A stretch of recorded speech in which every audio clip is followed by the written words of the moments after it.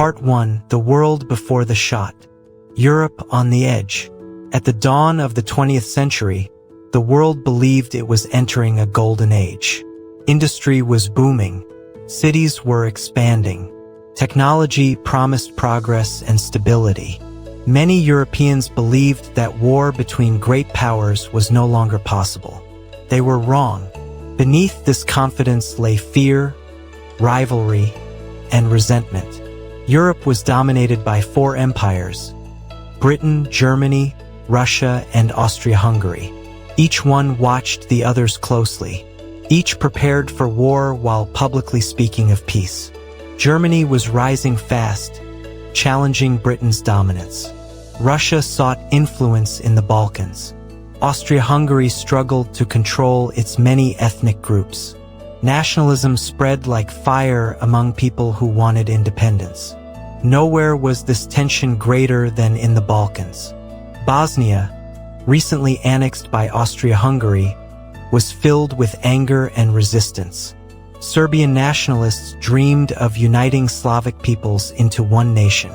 Secret organizations formed, believing violence was the only solution. One of these groups was known as the Black Hand. Their goal was simple: end Austrian rule no matter the cost. At the same time, Archduke Franz Ferdinand, heir to the Austro-Hungarian throne, prepared for a visit to Sarajevo. He was not widely loved, but he represented imperial power. His decision to visit Bosnia on June 28th, a deeply symbolic day for Serbian nationalism, would prove disastrous. Europe stood quietly. The alliances were set. The weapons were ready. All that was missing was a spark. Part 2: 10 Seconds in Sarajevo. The Assassination. June 28, 1914. Sarajevo woke to anticipation and tension. Along the streets, 6 young conspirators took their positions. They were inexperienced, poorly armed, and nervous, but determined. Among them was 19-year-old Gavrilo Princip.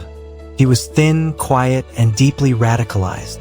Years of humiliation and nationalist belief had convinced him that history demanded action. He carried a pistol and a cyanide capsule, ready to die if necessary. As the Archduke's motorcade entered the city, the first attempt came quickly. A bomb was thrown. It bounced off the Archduke's car and exploded behind it, injuring several officers. Chaos erupted, but Franz Ferdinand survived. Shockingly, he chose to continue the visit. The route was changed, but the driver was not informed. The car turned onto the wrong street and slowed to a stop. By chance or fate, Gavrilo Princip was standing only a few steps away. He could hardly believe it. He stepped forward and fired 2 shots. One struck Archduke Franz Ferdinand. The other struck his wife, Sophie. Within minutes, both were dead. The crowd froze. The city fell silent. It seemed like just another assassination. No one yet understood what those 10 seconds would unleash. Part 3: When the world went to war. The consequences. News of the assassination spread rapidly across Europe. At first, reactions were restrained. Political assassinations were not uncommon. Many believed diplomacy would prevail.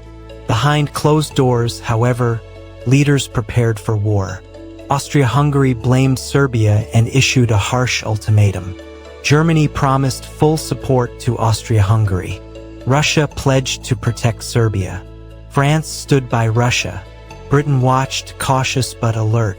For 1 month, Europe stood on the brink. This period became known as the July Crisis. Letters were exchanged. Threats were made. Armies prepared to mobilize. Serbia accepted most of Austria-Hungary's demands, but not all. It was enough to justify war. On July 28, 1914, Austria-Hungary declared war on Serbia. The alliances activated like falling dominoes. Russia mobilized. Germany declared war on Russia and France. German troops invaded Belgium. Britain declared war on Germany. Within days, Europe was consumed by conflict. What leaders believed would be a short war became a nightmare of trenches, machine guns, poison gas, and mass death. Over 20 million people would die. Empires would collapse. The modern world would be reshaped forever. All of it traced back to one street, one moment, one decision. In that moment, World War I had begun.